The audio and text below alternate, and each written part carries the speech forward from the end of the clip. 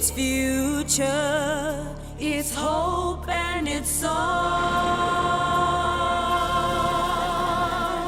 We leave our footprints for history.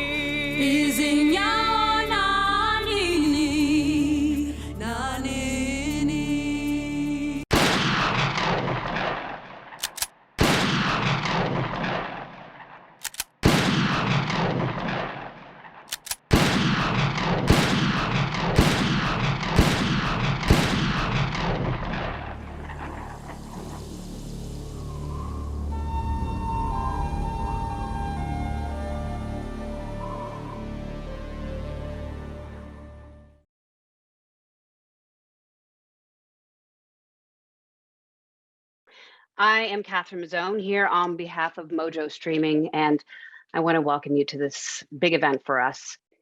You were just watching a clip of the movie Land of the Free in the Shadows. It's a movie about trophy hunting by filmmakers Lynn Santer and award-winning director James Gainier. We're excited to announce we'll be interviewing the pair later today after the debate, and we'll have some of that interview featured on mojostreaming.com by midweek. Obviously, if you don't already know, this is about trophy hunting. We're asking the question, is it a necessary tool for wildlife conservation? Now, I want to first discuss this divisive topic just in brief. It has come up more recently due to an article in The Guardian, and of course, the United Kingdom's entertaining this as a piece of legislation, talking about banning the import of trophy animals. And because this is such a divisive topic, I do ask everyone to try to keep an open mind. I know that a lot of people already have their opinions formed. There's a lot of emotion surrounding this topic. If we could please all be courteous. I will warn you that we will eject anyone who cannot abide by those standards of courtesy. I know that both of our distinguished guests will be exhibiting the utmost courtesy to one another. Now, the format consists of a 6-minute opening for both sides and a 3-minute rebuttal. I'll be giving you a warning during that 6-minute time frame of 1 minute. And during the rebuttal, I'll give you a 30-second reminder. Both participants will then have up to 5 minutes to wrap their thoughts. And then, of course, an opportunity to ask questions at the end. We'll have 6 total questions, I'm hoping, with 3 for, and 3 against. And before I introduce our participants, I would like to give a little background on both of them. With a PhD in biodiversity management, Dr.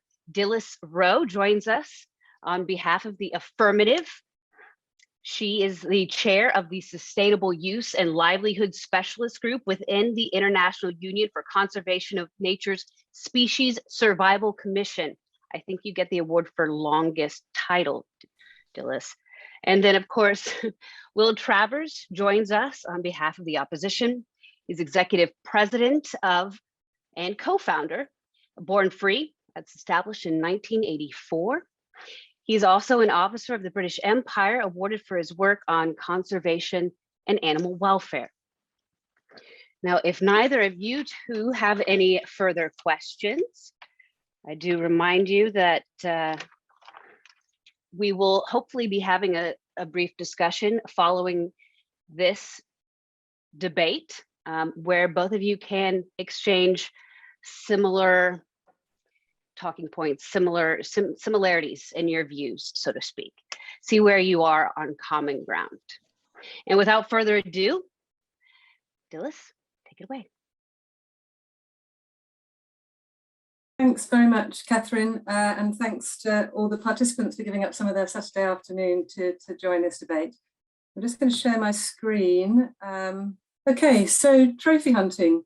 When you think about trophy hunting, probably you think about images like this, or like this. They're pretty grim, aren't they? I think they're pretty grim, and I think most people do. But I'd like to just plant a few more images in your mind. This is a lady in Botswana. Trophy hunting trophy hunting areas used to act as a buffer in Botswana between areas where elephants live and elephants where people farm. When a trophy hunting ban was implemented, elephants started coming into people's farmland. This lady's husband was killed by an elephant and her crops were destroyed by an elephant. This is a female, was pregnant lion in Tanzania that was speared because of killing livestock. The lion has no value to the people that speared her. She is just a cost to them. People get no benefits from lions, and so they just try and kill them. This is an anti-poaching patrol in a private conservancy in Zimbabwe. The conservancy looks after a huge number of Zimbabwe's rhinos on behalf of the government. It gets no money for the rhinos. There are no tourists. It's too remote. It costs $1.5 million a year to protect the rhinos from poachers. The money that pays for this anti-poaching patrol comes from trophy hunting of lions on that conservancy. And this is an aerial photo of land in Tanzania, where you can see in the top half a hunting area and in the bottom half area that has been cleared for agriculture. So just some slightly different images of the impacts of trophy hunting. So let's just step back a little bit and consider what trophy hunting is and most importantly, what it's not. First of all, it's not poaching. It's often conflated with poaching, but trophy hunting is legal and it's regulated and selective hunting of specific species with specific characteristics. It's not just an African issue. Media attention is largely on Africa, but it happens all around the world, including in my own country here in the UK. It's not always called trophy hunting. Many other terms, safari hunting, conservation hunting, sport hunting. In the UK, we call it deer stalking. And it's not just about charismatic animals, although again, that's where much attention lies, particularly in the media, but there's a huge number of species involved, including some that nobody's particularly bothered about, such as goat and sheep, wild pigs, antelope, deer and geese. And it's not always in the wild. So-called canned hunting occurs in South Africa, where animals are bred and hunted in enclosures. This is not supported by IUCN, and it's not the focus of my argument. So there's a common narrative that trophy hunting is driving species to extinction.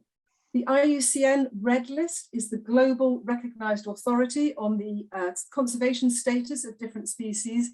It has these different categories and it classifies different species into these different categories. 3 of them are threatened categories. So of the 40 most hunted species, we did some analysis because obviously we're concerned if it is driving them to extinction. We found that about 3/4 of these fall into the IUCN category of least concern, i.e. they're not threatened with extinction. About 1/4 do, however, fall into the threatened categories. Nevertheless, trophy hunting isn't listed as a key threat to any of the 40 species. The main threats are habitat loss and or poaching, sometimes these two together. Trophy hunting is noted as a threat, but not a key threat to 2 species, lion and leopard, and it's noted as a positive intervention for 6 species.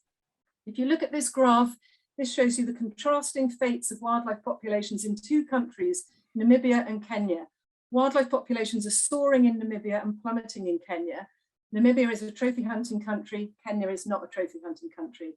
I'm not trying to say that trophy hunting is responsible for the soaring population or the declining population. I'm just kind of pointing out that clearly trophy hunting can't be a threat if it happens in Namibia and wildlife populations are increasing. So how does trophy hunting contribute to conservation? Well, in a number of different ways. First of all, conservation agencies.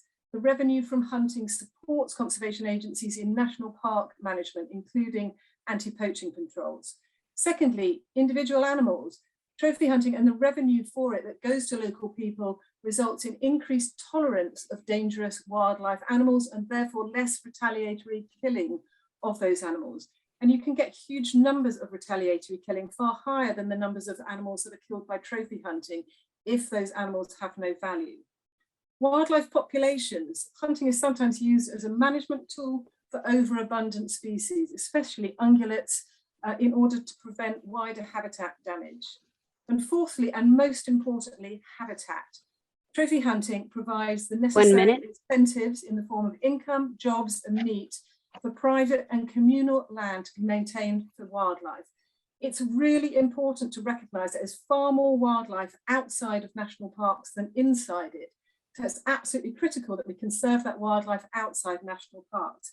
Trophy hunting has resulted in more land area conserved for hunting than covered in national parks in Africa. And habitat conserved means species saved. Can't phototourism do all this? This is another question we often hear. No, most hunting areas are too remote or too unattractive for phototourists. Phototourism is not zero impact in itself. It has a high carbon footprint. You need far more tourists to generate the same kind of money that you get from hunting. It's also a threat to some species. We genuinely looked for alternatives to tourism and hunting through a study we did for the Luke Hoffman Institute, and we found that there really is no silver bullet replacement. I'll just end with my slide just to say, in summary, it's not a panacea. It can certainly do with some reform, but I'm speaking for the motion. So on balance and in the absence of realistic alternatives, yes, trophy hunting is a necessary option for wildlife conservation. Thank you. Thank you, Dilys. All right, Mr. Travers. Yeah, thank you, and it's really good to be here. And thank you, Dilys. You know, an important presentation. I hope we can address some of the issues. Dilys, 2 or 3 quick things. The first is that you've are quoted as saying in the past, in many cases, trophy hunting takes place without meaningful community participation in decision-making around wildlife management, without adequate respect for community rights and consent, and with insufficient or poorly functioning benefit sharing systems, with most value captured by hunting operators and government agencies. You've been calling for reform for a very long time. What signs are there that there is any traction with regard to reform? Yeah, thanks for that question, Will. And I think it's a really important one. As I said, trophy hunting definitely isn't a panacea, and there's definitely real issues associated with governance of hunting, but also with governance of other industries. Any high value industry, whether it's hunting, tourism, or whatever it is, results in powerful actors trying to capture as much of the benefits as possible. We're definitely seeing reforms, though. We're seeing increased devolution of rights and authority over wildlife decision-making to communities in increasing numbers of countries. So I can point to some really progressive legislation. I mean, Namibia is always called up as a country that has very progressive legislation, which devolves the rights to manage and benefit from wildlife completely to communities. So they benefit 100% from income that is generated from hunting on their land. Other countries definitely could do with some help, some further reforms, but we're definitely seeing progress. So for example, in Tanzania, there was a widely quoted figure of how little money was flowing to communities back in 2006, only 3% of the revenue from trophy hunting. These days, new policies have been put in place, wildlife management areas have been established on communal land, and the share of hunting revenue that communities get from hunting on that land is now 60%. So I think we are seeing reforms, but we really need, we see this across conservation in general, not just in hunting. We really need to see government reforms where communities are given increasing authority to manage the wildlife that is on their lands. Yeah, thanks for that. And just picking up on the slides you showed about Kenya and Namibia, and of course recognizing your comment that the increase in wildlife in Namibia can't be 30 entirely, seconds. Yeah, we're going to have to talk a tiny bit longer than this. Can't be fully attributed to trophy hunting. Nevertheless, you know, it's kind of difficult to make an apples and oranges comparison because Kenya is about the same size as Namibia. Namibia has a population of 2.7 million people. Kenya has a population of 54 million people. And in Namibia, there are still 14% of the population living below the poverty line. And yet it's a country with 3,000 dollar millionaires. I would argue that the burden of lifting people out of poverty is not something that should be placed on the shoulders of wildlife, but should be more equitably done through social reform in the country. What do you feel about that? Well, there's always obviously need for social reform, not just in Namibia, but in every country. And I think across the world, we see inequality between the richest and the poorest increasing. But wildlife is one of the few assets that, not one of the few assets, but what is a key asset that Namibia has. And just the way the geography of the country falls, a lot of the really valuable wildlife falls on the land of some of the poorest people. So it is actually a huge opportunity for them as an asset that can generate genuine poverty alleviation benefits. But yeah, I'm not saying it's the answer to everything, and certainly wider social reforms would also help. But I don't think we should underplay the value that wildlife, in places where there are very few options available to poor people, where wildlife is there. Namibia is one of those rare examples where the highest value wildlife is on the poorest people's land, and they are actually able to capitalize on it. I do have one further question, if that's all right, Catherine.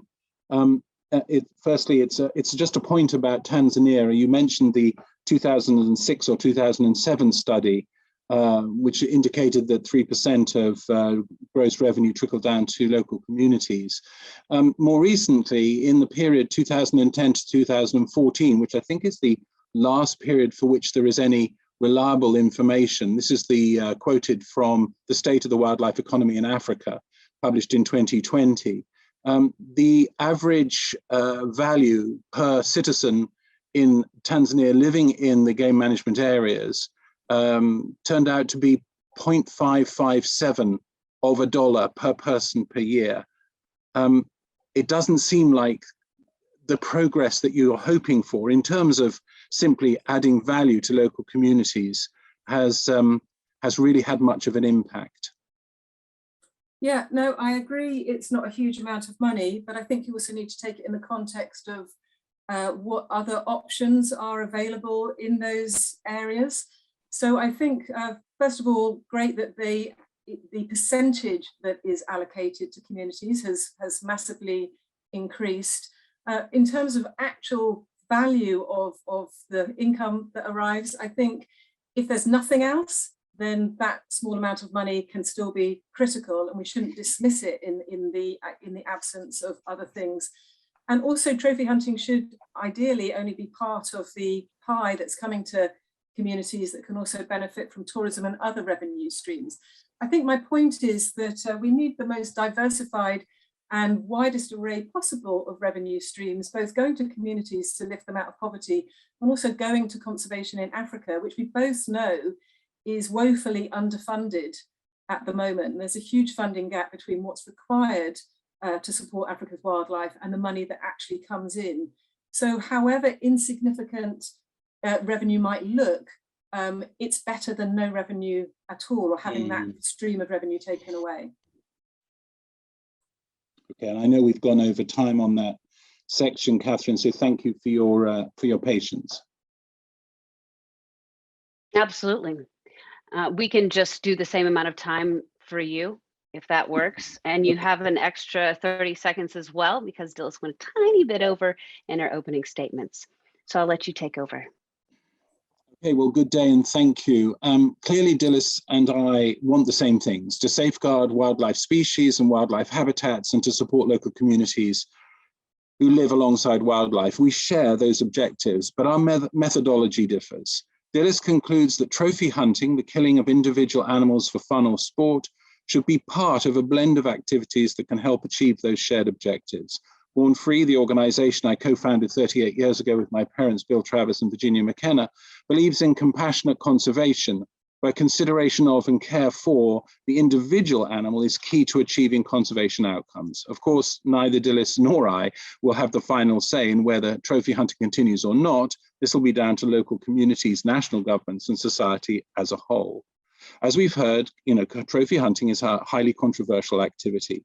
Proponents often claim it is already well regulated through international agreements and national rules and research-based quotas, that the money, employment, and other benefits it generates are essential for wildlife authorities in countries where trophy hunting is permitted and local communities living in areas where it's practiced.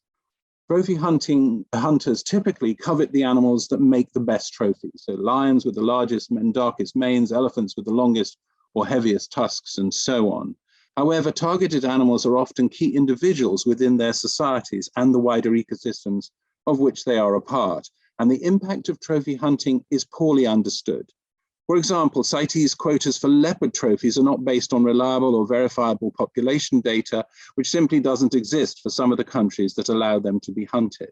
And in the 2015 IUCN Red List Leopard Assessment, it was recognized that if poorly managed, trophy hunting can be detrimental to the population, especially when permits are focused on one geographic area and targeted animals are in their prime, are territorial, or are reproductively active.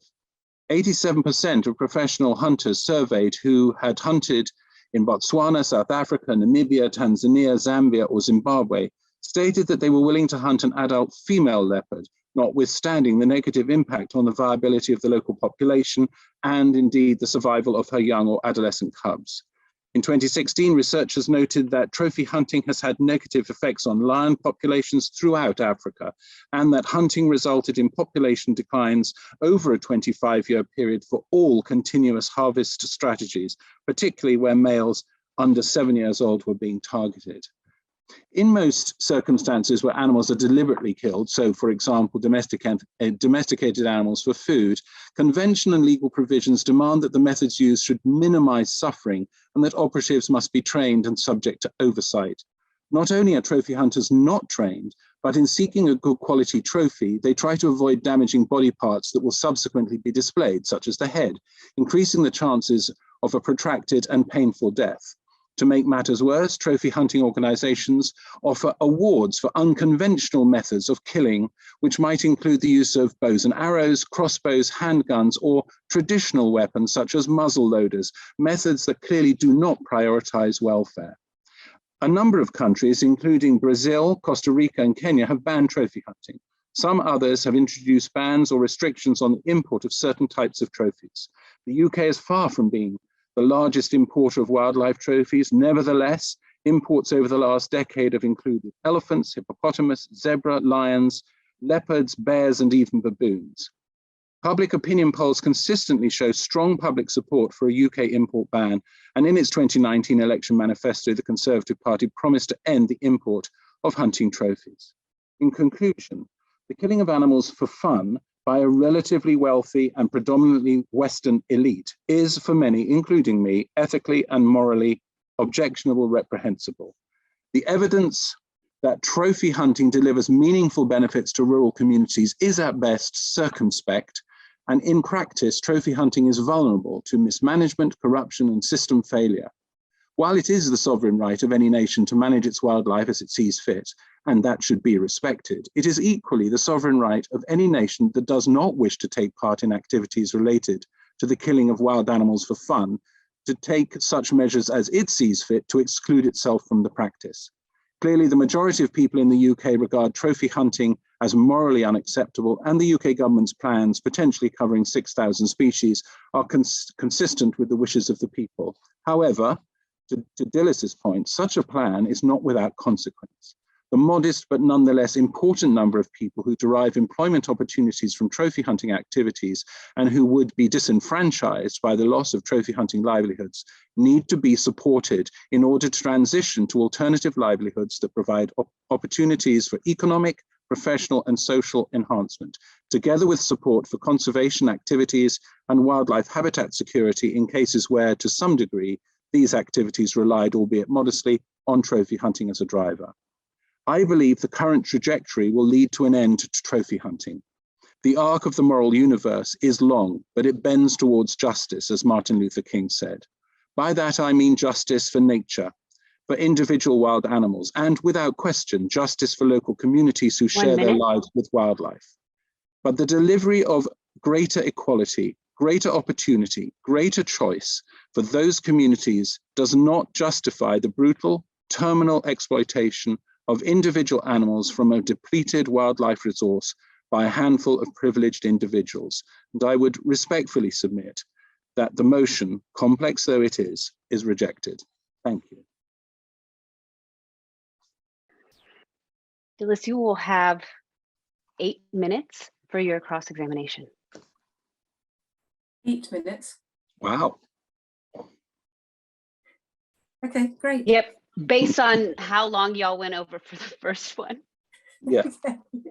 Okay. All right, thanks, and thanks, Will. And I think, I think it's important to really be clear that we can think about trophy hunting from a number of different perspectives. So from an animal rights perspective, from a human rights perspective, and from a conservation perspective. And I think we really need to respect those different perspectives, and that different people come at this argument from those different perspectives, have different ethical stances and different morals. And you know, that is just the nature of different people. But I think it's absolutely critical that we do recognize that there are very different stances.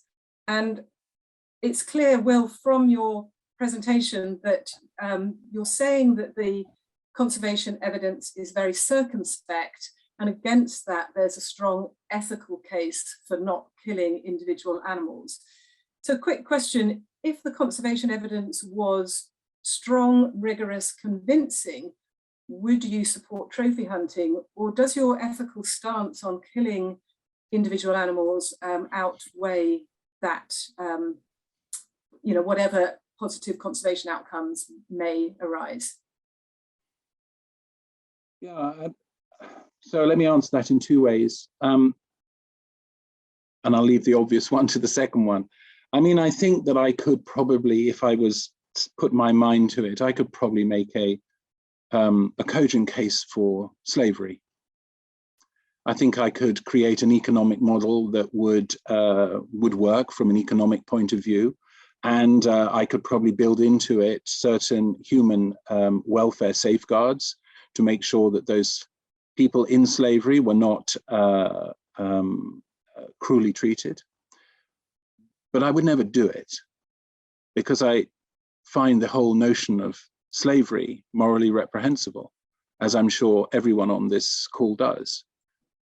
Therefore, from my perspective, I am determined to do what I can, however limited that is, to both see an end to trophy hunting, because I find it morally reprehensible, respecting the fact that I have no say in what the government of Botswana or Tanzania may or may not decide to do with regard to trophy hunting. But that we must, in my view, endeavor to find a way forward that meets the objectives that we do share, Dilys, the objectives of effective wildlife conservation and the necessary levels of investment that will make that happen, and the necessary investment in the opportunities for those living in rural communities who at the moment are presented with so few options that they may only be able to turn to revenue, infinitesimally small though it is, that derives from trophy hunting. In fact, one could argue, I think, that in some circumstances, trophy hunting keeps people in a state of poverty and in a state of lack of opportunity, because the 1,300,000 square kilometers of Africa, for example, that's set aside for trophy hunting at the moment, can't contemplate other activities in any significant form. We're continually told, as you mentioned in your introduction, that this is land that is often unusable for other purposes, and therefore the only tool in the box, meager though it is trophy hunting. I think we've got to be more bold, we've got to be more adventurous and find alternatives that do sustain human livelihoods, that do sustain wildlife habitats, and that do sustain wildlife species. And actually, while I'm thinking about it, I want to pick up on the point you made about 75% of the species that are trophy hunted are of least concern, at least for now. I would contend that a great deal of research would need to, that no research effectively, or very little research, is done about species of least concern. And so they are used and utilized in a kind of flamboyant, laissez-faire way that means that we may be sleepwalking into more species that will find themselves in trouble because we're not paying attention to those species, and the bulk of the research is carried out on the 25% for which we do have evidence that we need to pay attention. Thanks, Will. Okay, one question sort of following up on your answer. you mentioned that trophy hunting can actually keep people in poverty because they can't do anything else with that land other than have hunting on it. But the tragedy is that they could do other things with that land, and it could be converted to agriculture, and to far more land uses which aren't sympathetic to wildlife conservation. So I think that is a major issue, that the issue is finding viable alternatives that aren't subsistence agriculture, that actually do conserve habitat and conserve species in the same way that trophy hunting has been demonstrated to do so.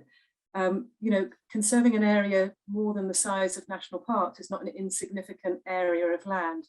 So what do you think could be those viable alternatives? I mean, we know tourism is not the answer. It's not the sort of the golden goose. And we know tourism itself can also be subject to corruption, can be subject to poor management. Wildlife species can have their feeding and breeding habits disturbed by over tourist use. And you need far more tourists generating far greater carbon footprint than hunters.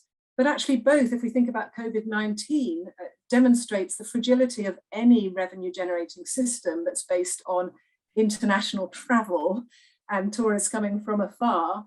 It all falls apart. So if we didn't have tourism, if tourism isn't the answer, do you see anything on the horizon that is a viable, realistic, fundable alternative? I'm struggling personally. Yeah. So I guess I've got sort of two thoughts on that. I don't think tourism, this kind of mass tourism that perhaps was the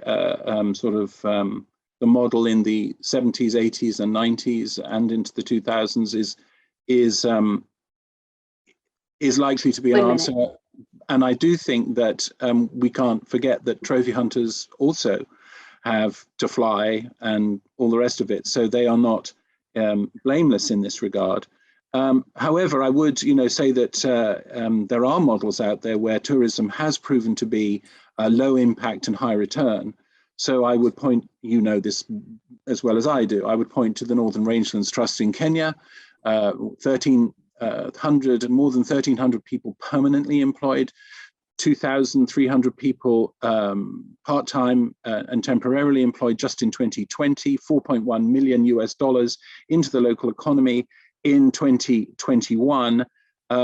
It's extremely comparable. It compares very favorably with what goes on in Namibia, with the number of people employed, but rather more money going into local communities in Kenya than is the case in Namibia.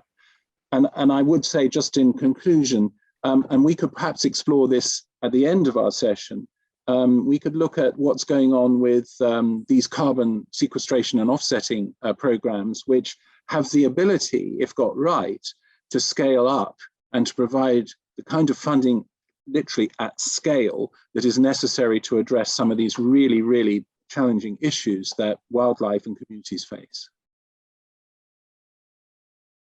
I think that is something we might be able to discuss following our question section, if that's okay with everyone. Now, speaking of questions, I see that a lot of people are already putting their questions in the chat there. That's what we want you to do. Of course, we will choose equal number from both sides, we hope. And before that, though, I want to just give both of our debaters a chance to wrap up. And we'll start with you, Dilys. You have 5 minutes. Great, thanks very much. And thanks for this opportunity. So yeah, I wanted to wrap up by saying that I recognize that trophy hunting is a highly emotive issue, and that it has ethical dimensions as well as conservation dimensions. It has ethical dimensions both from an animal rights perspective, but also from a human rights perspective. And I just wanted to bring in some community voices, because I think whatever we discuss about the future of wildlife in Africa, it's important that we don't actually have this discussion here amongst ourselves, but that we actually discuss it directly with people that are affected by decisions about trophy hunting or by decisions about any other form of wildlife management. And recently, 50 community leaders representing millions of local communities in 7 countries across Southern Africa wrote an open letter to people that are campaigning against trophy hunting, just pointing out that, and they say, and I quote, If incentives for us to conserve and share our land with wildlife are removed, their future in Africa will be as bleak as that of wolves, bears, and other carnivores that were once plentiful in the UK, Europe, and US. And they point out that it's disappointing that some of these campaigns and a lot of the rhetoric that's there about the love for African wildlife and the desire to see it conserved doesn't translate into money reaching African countries and filtering down to the local level. So it's not just money from trophy hunting that doesn't necessarily get there, but also money from anywhere. You know, this is what communities are asking. Okay, if you want us to live with wildlife, where is the money coming from? Who is going to pay for that? Because living with dangerous wildlife represents a real cost to local people. And there is absolutely no reason why they have to tolerate dangerous wildlife on their land. So I just wanted to make that point that we really do, there's a missing voice in this debate, and that is the voice of people that are on the ground living with wildlife. But also I just want to reiterate from a conservation perspective and from an evidence perspective, I know evidence is patchy, but certainly the evidence that is out there from a conservation science perspective rests in the balance in favour of trophy hunting as being overall positive for conservation. It is not driving species to extinction. There are no species. Will point to me a species that has been driven to extinction as a result of trophy hunting. There is a huge amount of land that is conserved for wildlife conservation directly as a result of trophy hunting. And there are people who are experiencing decreased amounts of human-wildlife conflict as a result of trophy hunting, where it acts as a buffer zone between wild animals and their farms. And my fear is that without trophy hunting, no hunting doesn't mean no killing. You know, nature is a tough place. Wildlife is dying and suffering every single day, but directly as a result of human-wildlife conflict, wildlife is suffering huge, horrible deaths in the form of spearing, snaring, poisoning, often far more prolonged deaths than some of those who pointed out will as a result of trophy hunting. So I think it's naive to think that if we stop trophy hunting, we'll all suddenly live happily ever after, wildlife will thrive, and no individual animals will any longer die or suffer horrible deaths. I think we need to think about how do we take the really good examples and bring the rest of the industry up to the standard of the good examples, which are having a demonstrable positive effect on conservation. By looking at one example or bad examples of trophy hunting and saying all of this is bad, it doesn't deliver for conservation, let's ban the whole thing, we're effectively throwing the baby out with the bathwater. Just thinking about tourism, I do a lot of work in Uganda, in Bwindi National Park, and there they get a huge amount of money from rich tourists coming to visit mountain gorillas. The tourists pay $600 for a permit to go and track a mountain gorilla. Local people get $10 out of that. That's about 1.5%. Shall we ban mountain gorilla tourism as well? You know, gorillas are subject to threats from humans in the form of disease and stress because they have to be habituated for tourists to look at them. So I think the issues and the problems that have been raised that are associated with trophy hunting are not exclusive to the hunting industry. And therefore calling for banning trophy hunting is no more logical than calling for banning tourism in certain cases. Thanks very much. Thank you, Dilys. Go ahead. Will? Yes, thank you. I just want to quickly pick up on the point that Dilys made about the community leaders. You know, we are having what I regard as a grown-up and sensible conversation, despite the fact that we disagree about some pretty significant fundamentals. The community leaders that you mentioned specifically targeted Born Free, made a complaint to the Charity Commission,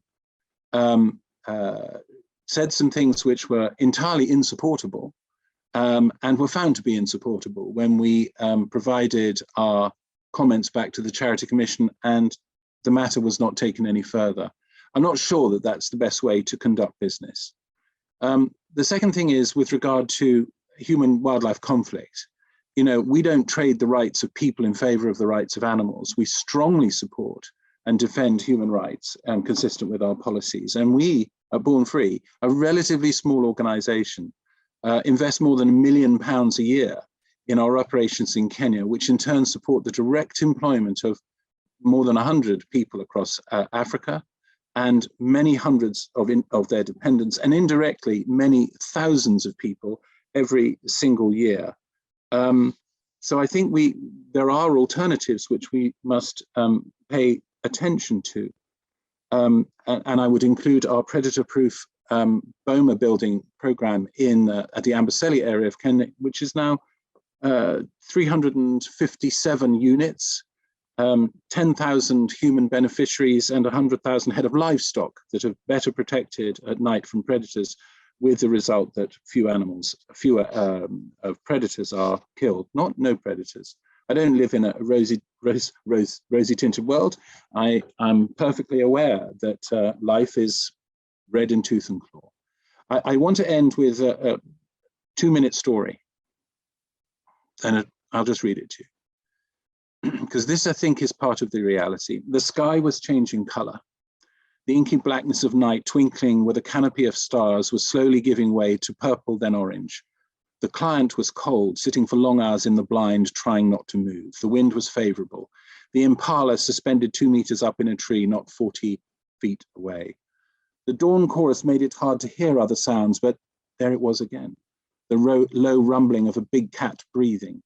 The line of sight was perfect. The barrel of the high-powered rifle balanced on the rest. All he had to do was wait. The lion was clearly nervous. Coming across an easy meal like this was strange. He was on his guard. He was magnificent. He reached up to take the bait, exposing his flank, perfect for the fatal heart shot under the foreleg, so much better than a headshot, which in all likelihood would ruin the trophy. The rifle cracked and the lion fell twitching and writhing. At least it was a clean shot, thought the professional hunter, sitting silently behind the client, just in case. He'd seen too many clients shoot and wound, but not kill. Following up a trail of blood left by a wounded lion was dangerous and could take many hours. At least this time, the animal did not suffer. The professional hunter, the trackers, and the skinners gathered round the client, the adrenaline rush making them all hyper-excited. The body was cleaned up. Nobody likes anything looking too gruesome. For the obligatory social media photos, the victor and his high-powered rifle crouching triumphant, grinning over the prone body of his trophy. Being a lion, there was no meat to share with the local community, but they'd already been given some meat from the carcasses of the dozen or so low-value animals he'd killed as bait to lure the lion to his doom over the last 20 days. And there were other benefits, the client told himself.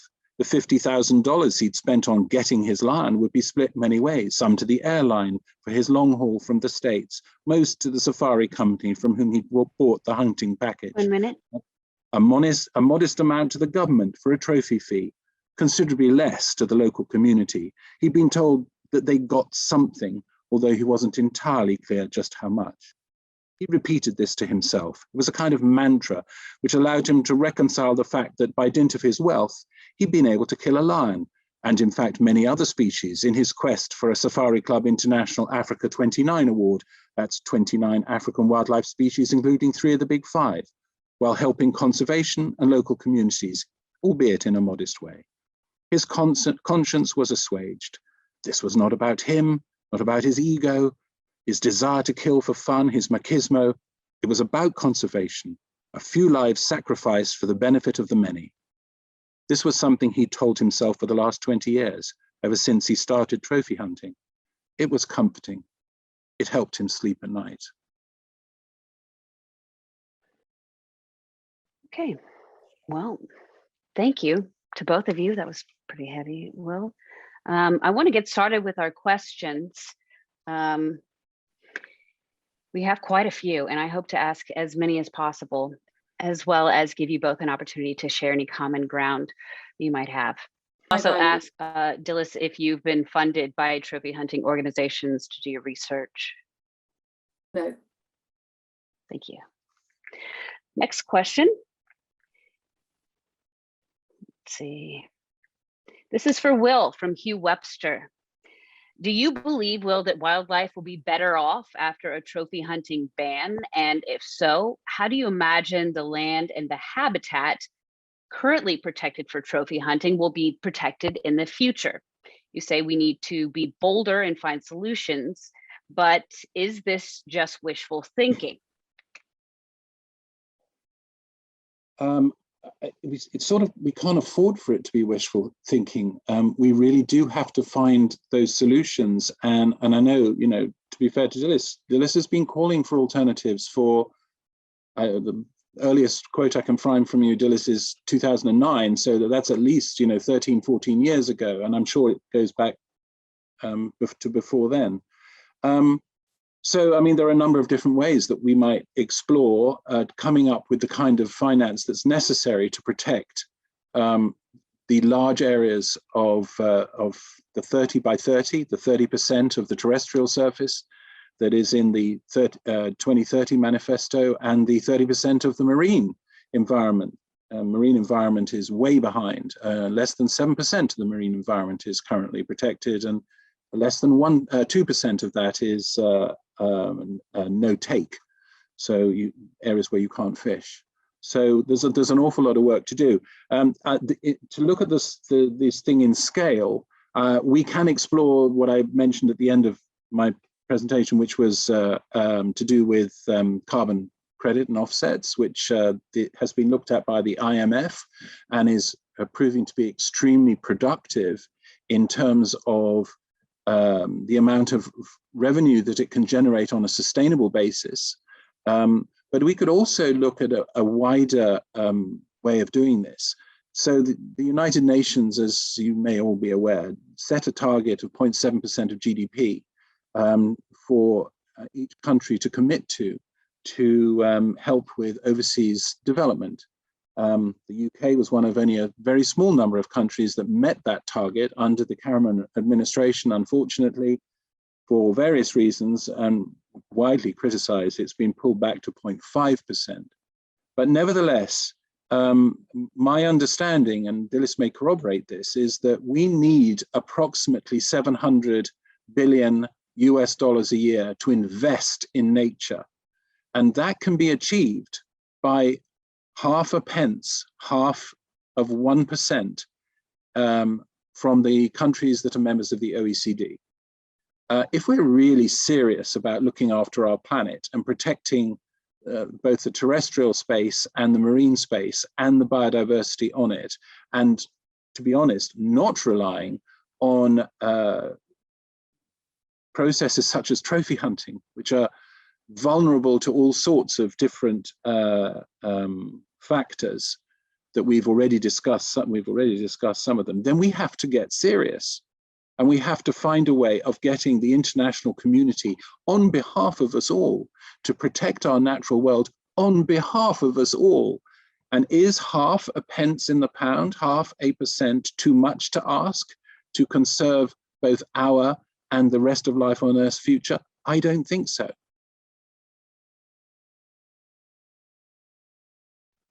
Thank you, Will. I want to to encourage on that one, Catherine. Yes, absolutely. Yeah, just to say that I think the amount of money that's needed is huge, but as Will says, it's not, you know, proportionally compared to what we spend on, you know, guns and ammunition, what we spend on COVID, etc. The trouble is, we talk a good talk, and when it comes down to actual willingness to pay, it's far greater in theory than in practice, which is why we're not seeing these funds transferring from, you know, northern Western countries down to southern countries where the wildlife is. When the Global Environment Facility was established in 1992, that's the financing facility for biodiversity conservation worldwide, we had similar discussions. It needed something like $60 billion. It was far less at that time to finance it. Yes, everybody said, yes, we really need this. Biodiversity is a global public good. It's for all of us. The actual willingness to pay was 1/10 of the amount that was required. So that is why I think we can't rely on the public purse, because, as I say, we talk a good talk, and then when it actually comes to putting hands in pockets, we don't do it. And also it raises the question, is it better to rely on those kind of public money or more on market mechanisms such as tourism, hunting, carbon, that are generating, that they're becoming self-sufficient? So it raises all sorts of questions about, dependency on external funds and charity compared to self-sufficiency. But also I really do think that there is a major disconnect between what we say we want in terms of conservation and what we are actually prepared to put our hands in our pockets and pay for. And at the moment, it's people in Africa that are paying to conserve wildlife that largely we in the North, want to see continuing to exist. So yeah, I think we need to get serious about this. And I just to say, Catherine, I agree with Dilys. I mean, I think that talk is cheap. And we need to do something. We really do need to do something about this. It is in all our self-interest to do something about it. And I just reflect on the fact that there are 2,700 billionaires in the world. 2,700 billionaires in the world. That's a small borough in a small town. They're worth 13 trillion, not billion, 13 trillion US dollars. We have to, with due respect to Mr. Amazon and all the rest of it, I'm not sure that space tourism is where we should be investing our dollars. I think looking after our home and our planet and all life on Earth is where we should be putting our effort and our money. I want to interject real quick because we are talking about money. Why is it so difficult to raise the relatively small amounts of cash that we need for conservation in general to be sustainable? And I also want to touch on those reforms. What needs to happen as far as reforms in Africa to protect that wildlife so that they'll be around for years to come? 2 parts. So I think I already touched on the financing thing. It's basically, first of all, from the perspective of market mechanisms, it is quite challenging to find things that exist, which is why my argument is that taking away trophy hunting before we have any alternative financing options in place is frankly irresponsible. But if those options do exist, let's identify them. In terms of public funding, as I said, I think it's a disconnect between willingness to pay, and willingness to talk about paying. But I think as well we need to think about the fact that conservation is not just about, and some of these initiatives like hunting or tourism, it's not just about the economic benefits that they generate, it's about other non-financial benefits. So meat, for example, that comes from trophy hunting is often dismissed as being totally irrelevant, but actually, one elephant generates about 4,000 kilos of meat, which is a huge amount of protein for food insecure communities.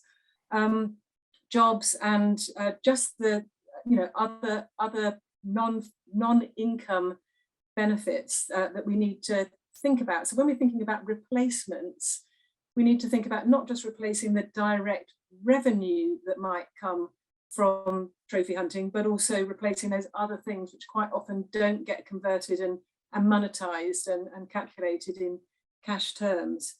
But overall, I think it's a question of identifying those other viable options that are out there, and I'm just not seeing any realistic, scalable options that actually have funding behind them or could have funding behind them beyond potentially carbon offsetting. But I think, as somebody already said in the chat, carbon offsetting is also not the golden goose. I don't think there is a golden goose. The money from that doesn't always get to the right places.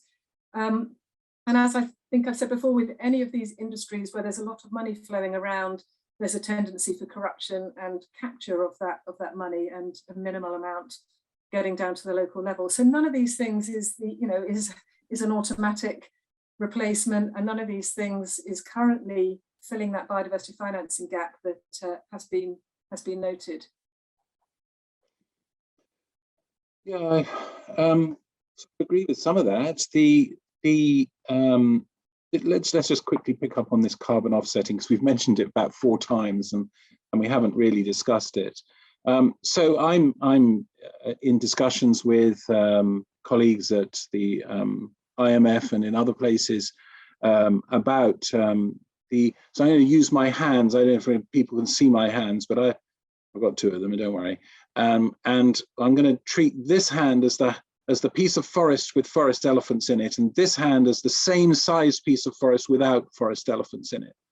And the one with elephants sequesters 7% more carbon than the same forest, same size, sequesters 7% more carbon than the forest without elephants.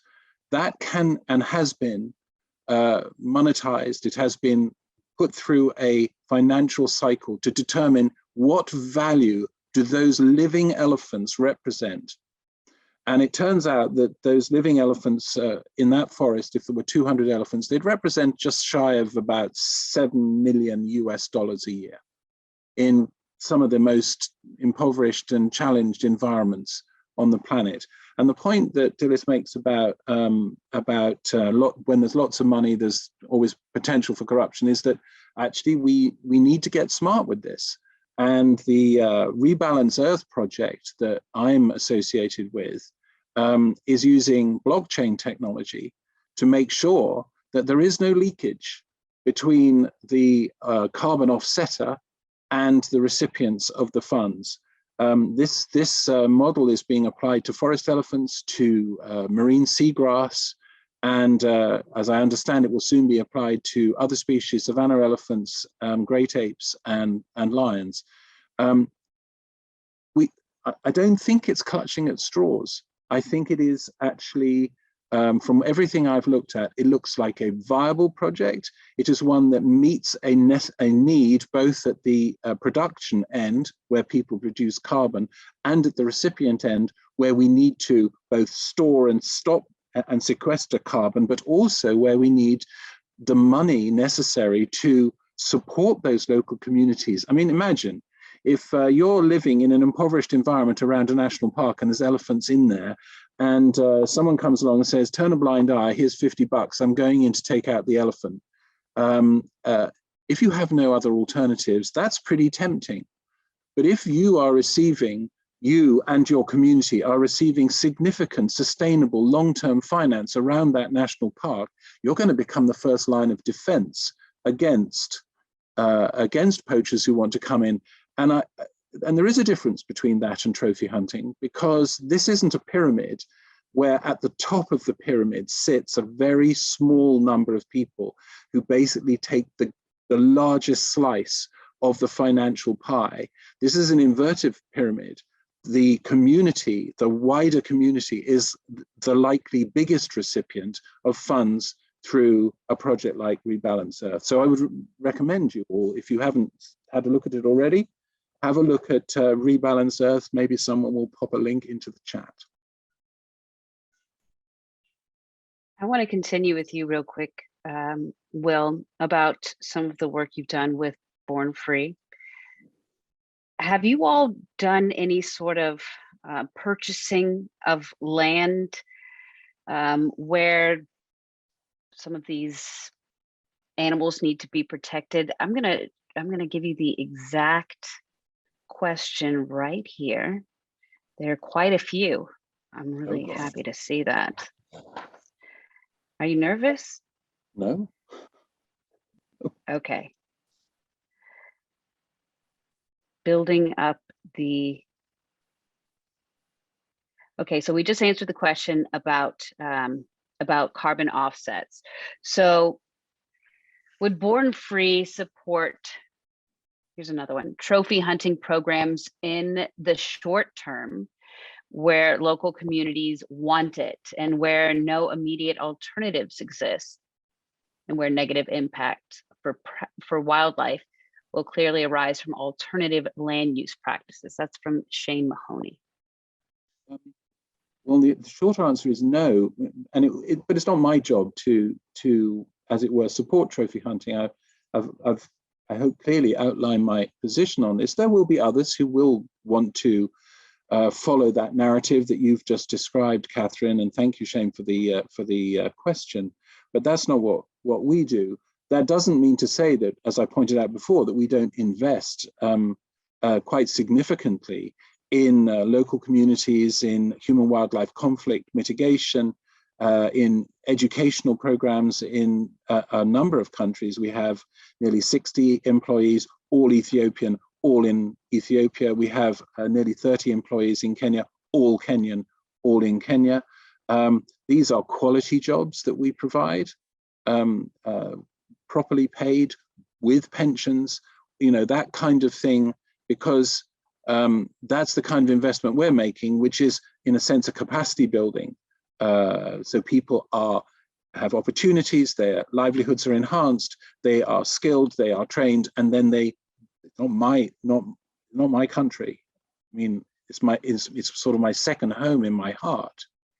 But Kenya is for Kenyans, and to the point that you were raising earlier, Catherine. No, I'm not aware of us buying any land, and I don't think we would ever want to buy land, because buying land is about ownership, and I'm not sure that we're the owners of land.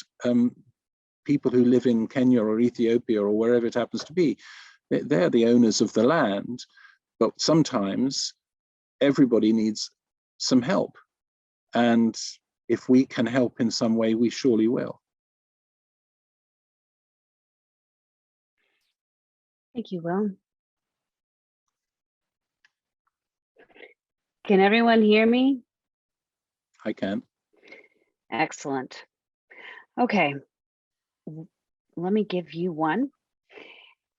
Dilys, do you think with mankind's ingenuity, resources, and opportunities that shooting animals for money is the only or the best option for economic growth and habitat conservation in these areas? I think he's asking whether or not do you think that there are other ways to accomplish the same thing? Yeah, so I've never said that shooting animals for money is the only option or the best option. What I've said is that it is currently the only option in some places where there are no other viable alternatives. So tourism is not often an alternative in places where hunters go, because the conditions are just not right for tourism. It's too remote, it's hard to get to, there isn't the infrastructure, there isn't the kind of visible wildlife that tourists want to see, etc., etc. So it's not the only option. But it is an effective option at habitat conservation, as I think the data on the amount of hunting area compared to protected areas shows, and as the data on the lack of threat of hunting to different species fortunes shows, and as the data on the increases in wildlife population of some hunted species shows. But yes, as we've been saying, and as this conversation has shown for the last couple of questions, there are other options out there, and we certainly need to explore more of these options. And we need to be able to scale these options. The study that we did for the Luke Hoffman Institute, we identified, over 30 different types of mechanisms whereby you can generate finance for wildlife, for communities on their land. But the challenge was finding something that was scalable, and that could conserve habitat, and habitat with key species in it at the scale that hunting currently does.